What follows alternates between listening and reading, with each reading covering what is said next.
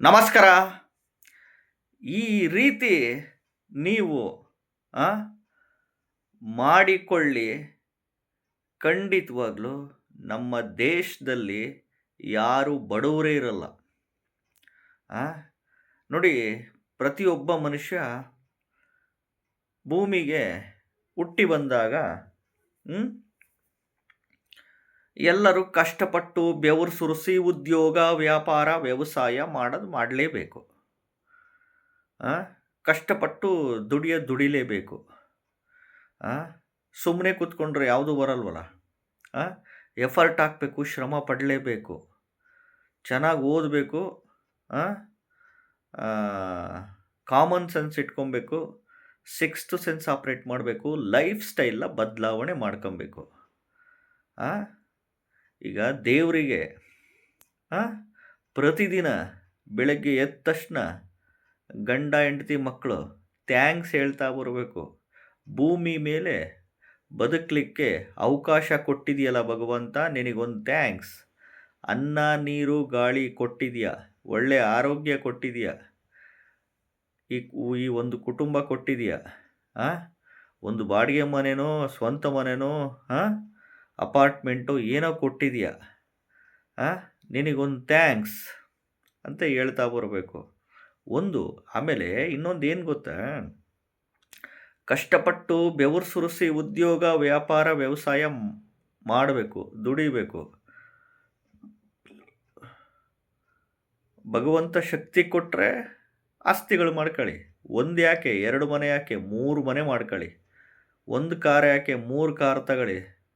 ಫಾರಿನ್ಗೆ ಹೋಗಿ ಖುಷಿಯಿಂದ ಇರ್ರಿ.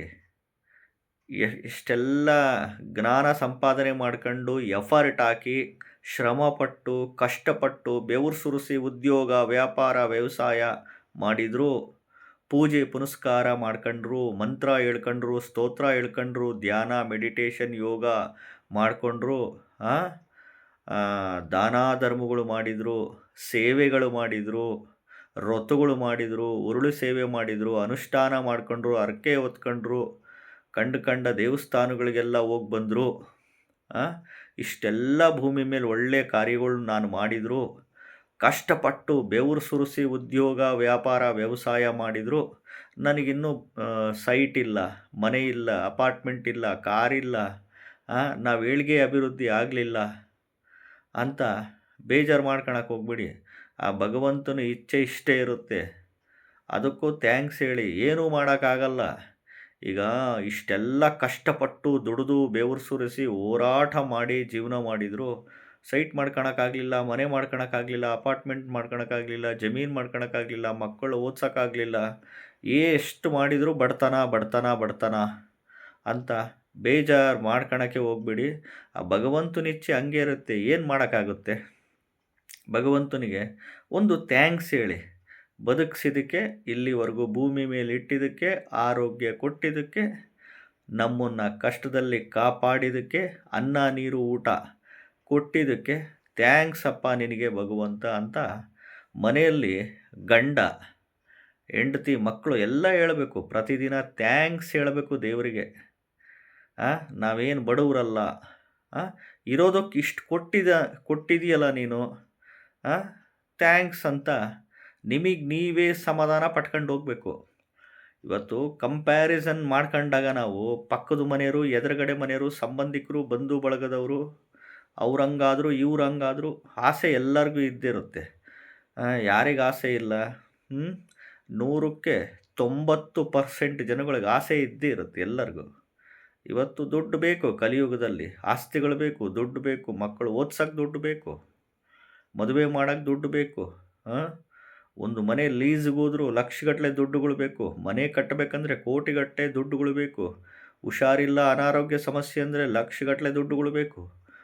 ಹೌದು, ಬಟ್ ಎಲ್ಲ ಮನುಷ್ಯ ಕಷ್ಟಪಟ್ಟು ದುಡಿದ್ರು, ಇದು ಮಾಡಿದರು. ಕಂಡು ಜ್ಯೋತಿಷಿಗಳ ಹತ್ರ ಎಲ್ಲ ಓದ್ವಿ. ಆ ಜ್ಯೋತಿಷಿಗಳೆಲ್ಲ ನಿಮ್ಮದು ರಾಜಯೋಗ ಇದೆ, ಗಜಕೇಸರಿ ಯೋಗ ಇದೆ, ಈ ದಶಾ ನಿಮ್ಮದು, ಈ ಭುಕ್ತಿ ನಡೀತಿದೆ, ಈ ಅಂತರ್ಭುಕ್ತಿ ನಡೀತಿದೆ, ಚೆನ್ನಾಗಿದೆ ಅಂತ ಹೇಳಿದರು. ನೋಡಿದರೆ ಇಲ್ಲಿ ಏನೂ ಆಗಲಿಲ್ಲ ಅಂತ ಬೇಜಾರು ಮಾಡ್ಕೊಳಕ್ಕೆ ಹೋಗ್ಬಿಡಿ. ಯಾಕೆಂದರೆ ಭಗವಂತನ ಇಚ್ಛೆ ಏನಿರುತ್ತೋ ಅದು ಆಗ್ತಾ ಹೋಗುತ್ತೆ ಭೂಮಿ ಮೇಲೆ. ಈಗ ಒಂದೇ ದಿನ, ಒಂದೇ ಸಮಯ, ಒಂದೇ ಊರಲ್ಲಿ ಲಕ್ಷಾಂತರ ಜನ ಹುಟ್ಟುತ್ತಾರೆ.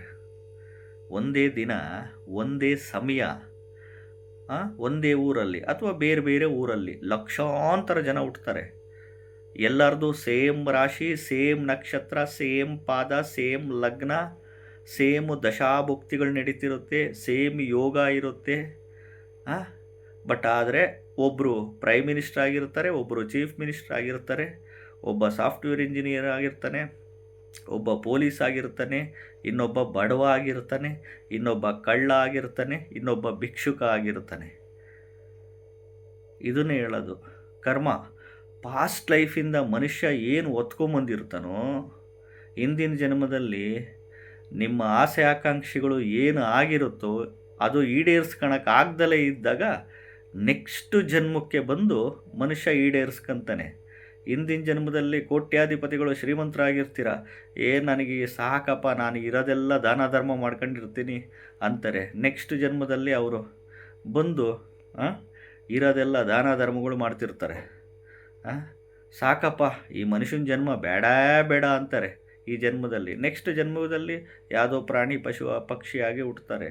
ಆ ಥರ ಪಾಸ್ಟ್ ಲೈಫ್ ಹಿಂದಿನ ಜನ್ಮದ್ದು ಸೀಕ್ರೆಟು ಭಗವಂತನಿಗೆ ಮಾತ್ರ ಗೊತ್ತಿರುತ್ತೆ. ಭೂಮಿ ಮೇಲೆ ಬಂದಿದ್ದೀವಿ, ಸ್ವಲ್ಪ ವರ್ಷ ಇರ್ತೀವಿ, ಇರೋವರೆಗೂ ಖುಷಿಯಾಗಿದ್ದು ಹೋಗ್ಬೇಕಷ್ಟೆ.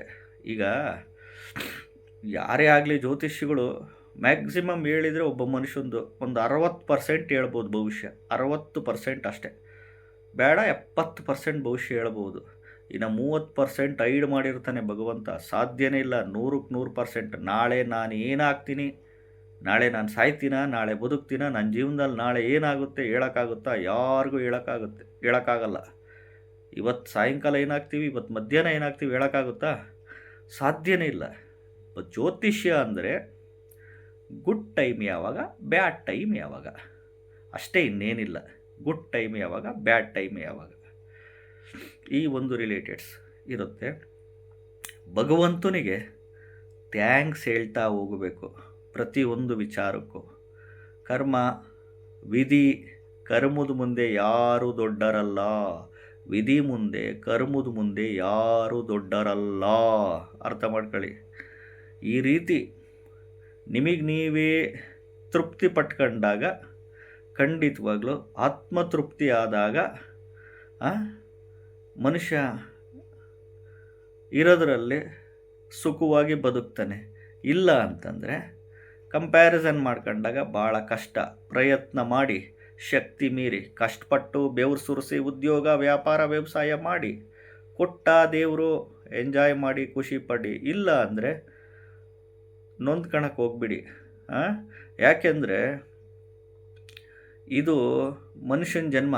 ಒಂದಿನ ಬಂದಿದ್ದೀವಿ, ಎಲ್ಲ ಒಂದಿನ ಹೋಗ್ತೀವಿ. ಯಾಕೆ ತಲೆ ಕೆಡಿಸ್ಕೊತೀರಾ? ನಮಸ್ಕಾರ.